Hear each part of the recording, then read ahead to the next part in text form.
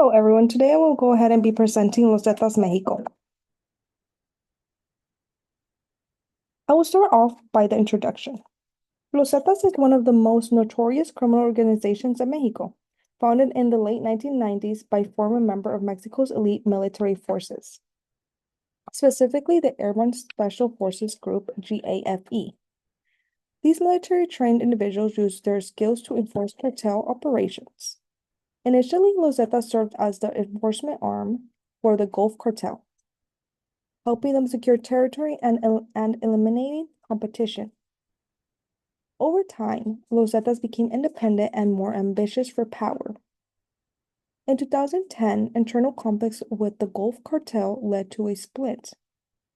They gained attention for their extreme violence, including public executions, massacres, and involvement in drug trafficking, kidnapping, human trafficking, and extortions.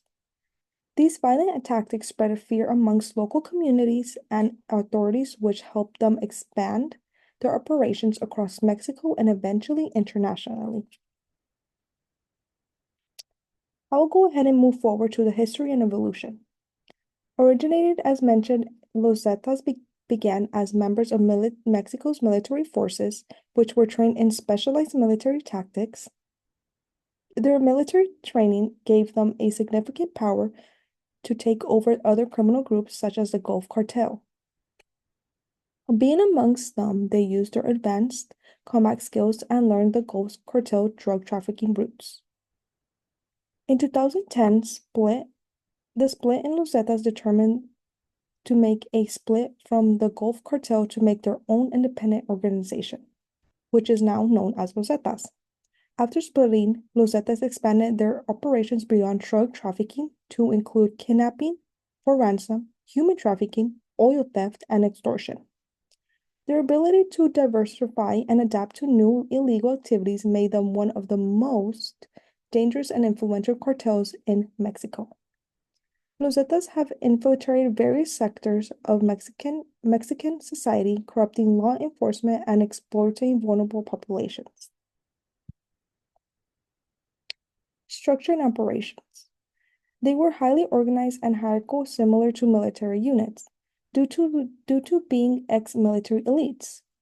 Senior leaders, individuals with military backgrounds who oversee all operations.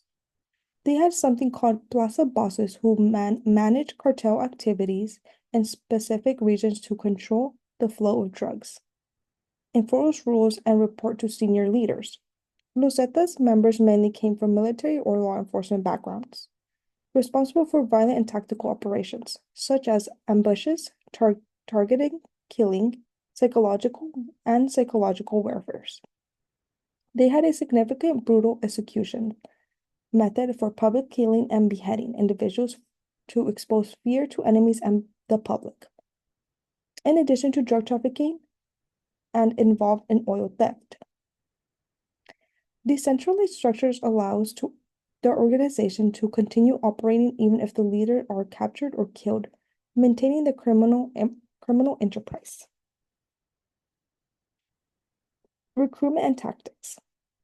Their target demographics primarily targeted young men, ages 16 to 30, from poverty communities.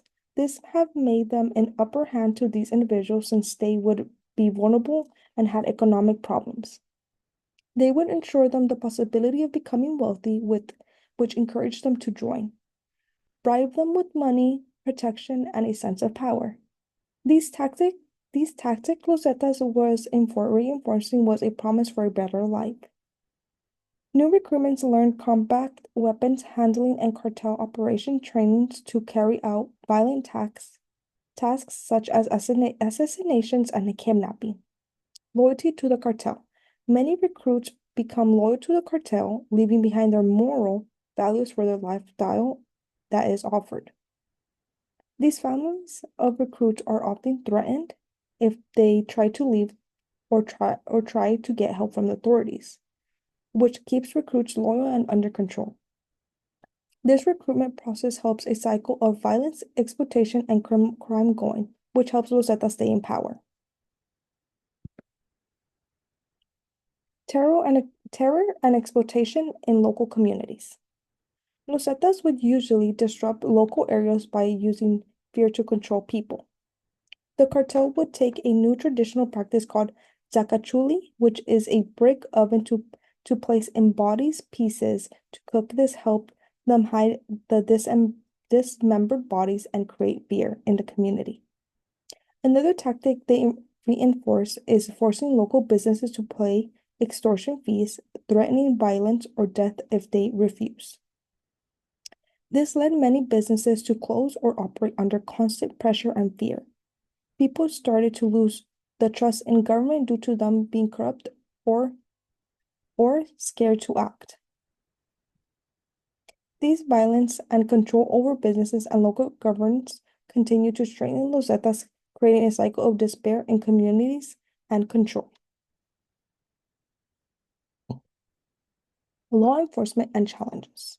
Law enforcement agencies in Mexico face significant challenges when trying to combat Los Zetas. One of the main issues is cartels' ability to adapt to and counter law enforcement strategies. Los Zetas have been highly successful in infiltrating police officers and government institutions by using bribery or violence to maintain control. This corruption made it extremely difficult for authorities to conduct investigations or take actions against the cartel. And in addition, Los Zetas operate with military-style tactics which make them tough to target. Even though the government had deployed military forces to target them, it often resulted in the public losing trust in both the government and law enforcement due to failing. The effective combat Los Zetas, there needs to be a combination of military action, law enforcement, and efforts to address underlying issues like poverty, corruption, and instability to target the problem. In conclusion, Los Zetas rise from a military enforcement group to one of the most feared and powerful cartels in Mexico, highlighting the deeply entrenched issues of corruption, violence, and social inequality that plague the country. Their violent tactics, socialized structure, and strategic diversification into multiple criminal enterprise had allowed them to become a dominant force in Mexican organized crime. However, this cartel story also served as a reminder that organized crime cannot be fought with traditional law enforcement strategies alone. It is important to address the underlying social and economic issue that allow cartels to thrive, such as poverty, corruption, and the lack of opportunity for vulnerable communities. Only through a comprehensive and sustained effort, which includes law enforcement, reform, community investment, and economic development, can we hope to dismantle the organizations like Los Zetas and restore order and safety to the regions under their control. Thank you for watching and have a wonderful day.